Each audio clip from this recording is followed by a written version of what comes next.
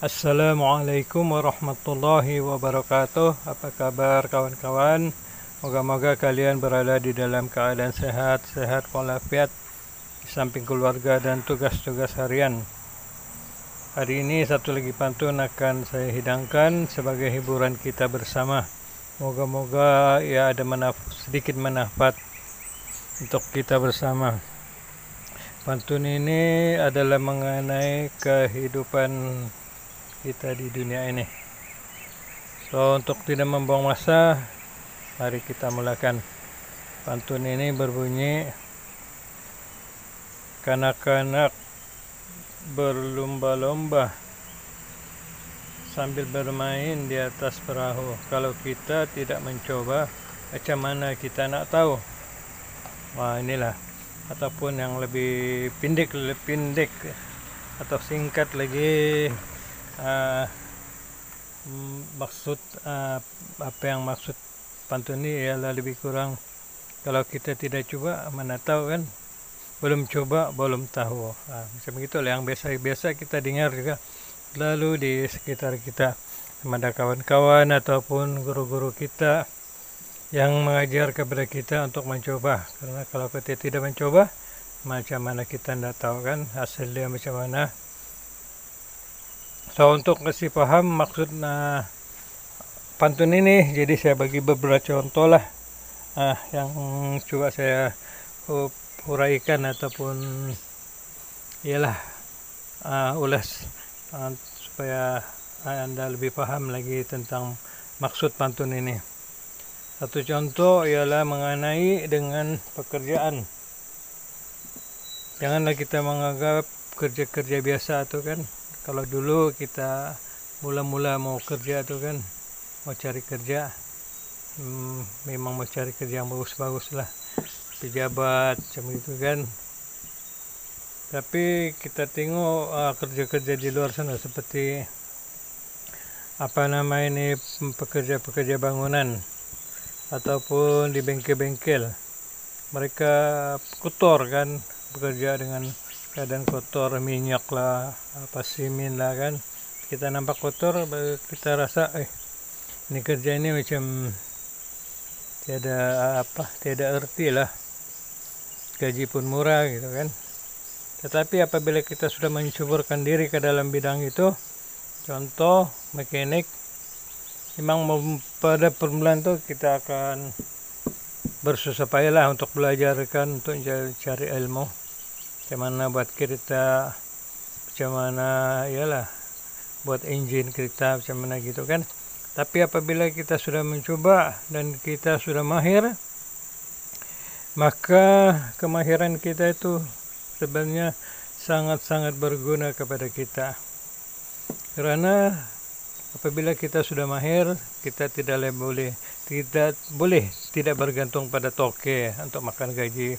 Kita boleh berusaha sendiri, contoh untuk membuka bengkel dan sebagainya lah kan.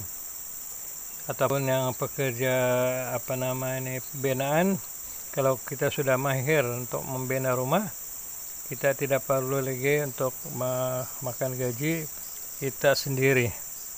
Ikhtiar cari pelanggan, dan memang kalau kita sudah pandai, pelanggan itu memang bukan lagi kita cari dia orang yang cari kita. Jadi kerja-kerja yang kita anggap remeh-temeh ini, memang kalau kita tidak coba mana kita tahu kan. Jadi rupa-rupanya apabila kita sudah mahir dengan kerja-kerja yang kita anggap remeh itu, rupa-rupanya hasil lebih lumayan daripada kerja di pejabat. Di pejabat nih, kalau kerja pejabat kan 1 bulan baru gaji kan. Tapi kalau kita ada buka workshop ataupun usaha-usaha sendiri, kita boleh dapat duit setiap hari ataupun setiap minggu. Bayangkan dapat duit setiap minggu, 1 bulan 4 minggu, 4 kali kita gaji kan. Kalau makan gaji 1 bulan 1 kali gaji. Kalau yang lagi berniaga macam gitu kan, hari-hari dapat duit kan. Kalau makan gaji 1 bulan 1 kali, baru lah dapat pegang duit kan, pegang gaji. Kemudian bidang apa lagi? Bidang perniagaan. Kalau kita tidak menceburkan diri, kita tidak tahu macam mana kebaikan dan keburukan bidang perniagaan. Pada mula memang kita nampak berniaga ini macam macam senang saja kan, orang dapat duit. Jual beli itu duit lewat tuh. Orang beli barang kita dapat duit, dia dapat barang. Jadi hari-hari pegang duit kan. Satu hari tidak pegang duit, macam ketagihan sudah akan gatal, mesti mau cari jalan macam mana boleh dapat duit. Jadi gitulah, kalau kita tidak menceburkan diri dalam perniagaan, kita tidak tahu apa ini orang bilang asam manis susah senang, ataupun masin manis alam perniagaan. Kita nampak untung saya kan, tapi sebenarnya perniagaan ini tidak semestinya untung, ada masa juga kerugi.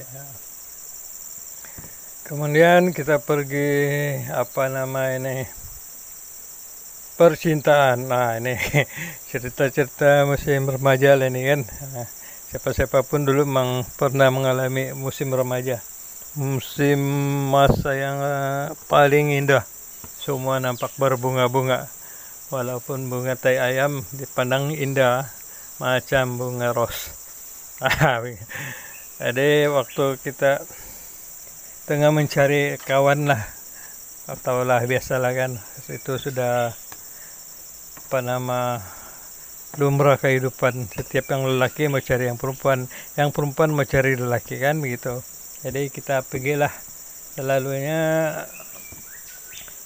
tempat-tempat yang biasa untuk mencari kawan nih, selalunya di bus stop macam gitu kan, bus stop ataupun di kedai-kedai lah, ataupun di pekan-pekan, jalan-jalan kan. Contohnya lah, seorang laki-laki itu, pemuda tuh, dia nampak satu orang gadis. Dia nampak gadis dan dia berkenan dengan dia. Kemudian dia senyum sama pada gadis. Gadis itu pun balas senyum. Jadi kalau sudah ada respon begitu kan, tentu dia bilang ini ada harapan sudah ini kan. Ada harapan sudah ini, macam sudah 60% dalam genggaman ini kan. Begitulah kebiasaan dah apabila ada respon yang bagus. Tapi sebenarnya dia belum coba lagi kan, macam mana keadaan yang sebenarnya. Ini contoh saja lah, ini cerita ini cuma saya buat-buat saja supaya kita lebih paham apa yang saya maksudkan. Kalau tidak coba, kita tidak tahu kan. So, oleh karena gadis tadi memberi respon yang begitu bagus sekali, jadi itu memberi keyakinan diri pada si pemuda, dan dia akan berkata, ini harapan nih, boleh sudah ini bilang tetap dia suka sama saya nih, macam gitu kan. Contoh lah. Jadi dia pun berpikir, ini kalau setakat pandang-pandang saja, atau setakat main-main mata aja, las-las kena kebas orang. Jadi mesti mau kena coba ditegur, sapa, dan berkenalan seterusnya lah kan, barulah terus jadi perhubungan yang mau kasih erat lah, seerat-eratnya lah, kunun-kunun lah. Gitu. Jadi dia terpaksa cobalah. Kalau tidak coba, mana tahu kan. Kalau setakat nampak-nampak gitu-gitu siapa, itu mungkin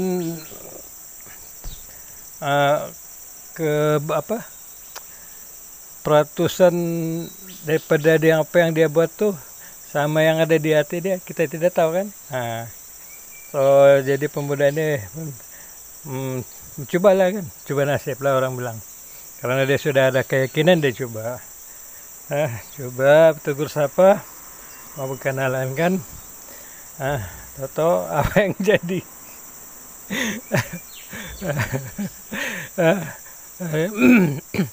Akhirnya si gadis bagi pelempang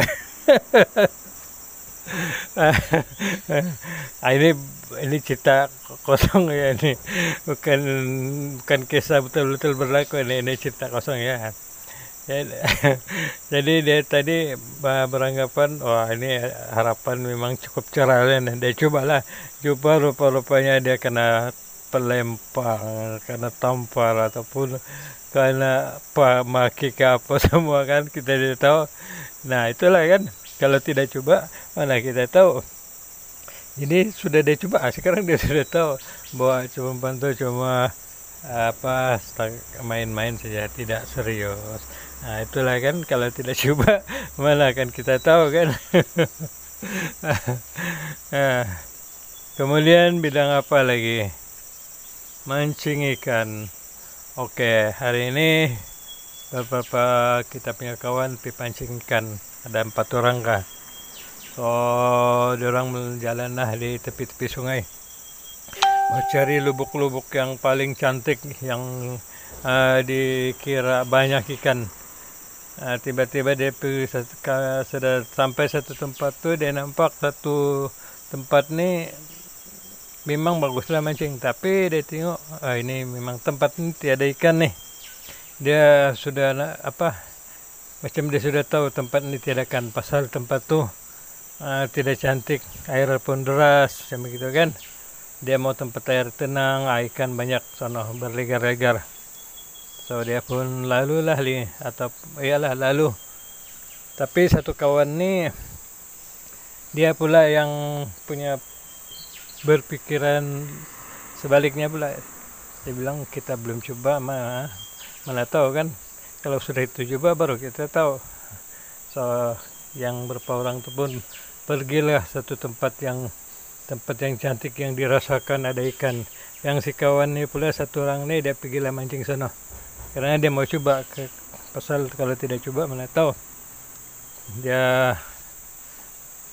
dia pancinglah situ kan, pancing, tiba-tiba dia dapat pancing, dia disambar ikan besar, ikan palian besar 5 kilo. Jadi dia dapat ikan 5 kilo sana. So yang kawan-kawan yang mau cari tempat-tempat yang cantik di lubuk-lubuk, rupanya satu ekor pun mereka tidak dapat. Nah itulah kan, kalau kita tidak coba mana kita tahu kan. So yang satu orang ini yang mencoba itu akhirnya mendapat hasil yang lumayan, sedangkan yang kawan-kawan itu mencari berdasarkan tempat-tempat yang cantik, karena pandangan luar saja, akhirnya lugai-lugai pulang, satu ekor pun tidak dapat. Macam gitulah kan cerita. Kalau kita tidak mencoba, kita mana tahu kan. Macam juga jadi YouTuber. Dulu waktu saya mula-mula melihat video si Wiwiona M, terinspirasi pasal saya tengok ya, dia punya satu video saya terus boleh sampai banyak dapat subscriber dan menjadi viral dan berjaya. Jadi saya pun cobalah kan, saya ingat semudah itu. Rupanya alamak, bukan semudah itu pula kan. Subscriber pun susah mau dapat, apalagi jam tayang kan. Tapi apa boleh buat kan, sudah terlanjur mau teruskan terasa malas pula kan. Tidak mau teruskan, sudah terlanjur. Akhirnya pelan-pelan saya lah kan, tidak payahlah mau kejar-kejar, sudah saya pun malas dan bosan sudah. Nah itulah kan, kalau kita tidak coba, kita tengok-tengok saya orang buat gitu, kita rasa macam senang, macam mudah sih kan. Setelah kita mencuburi, baru kita tahu macam mana keadaan sebenarnya. Dan begitulah, kalau kita mau coba ini, biarlah benda-benda yang bagus kan, jangan benda-benda yang merosakkan. Contoh, ambil dada kah, isap gam kah, merokok kah, apalagi minum ke minuman arak, ini semua tidak bagus. Jadi agama pun sendiri melarang begini, jadi kita elakkanlah dan tidak lakukan, tidak mau coba benda-benda yang begitu, karena di samping mendapat dosa, kita juga merosakkan diri kita sendiri. Jadi kita hanya mencoba pada benda-benda yang memberi manfaat pada kita. Oke, saya rasa cukuplah perkongsian ataupun ulasan yang dapat saya bagi pada kali ini. Semoga-moga kalian terhibur. So, akhir kata dari saya, assalamualaikum warahmatullahi wabarakatuh.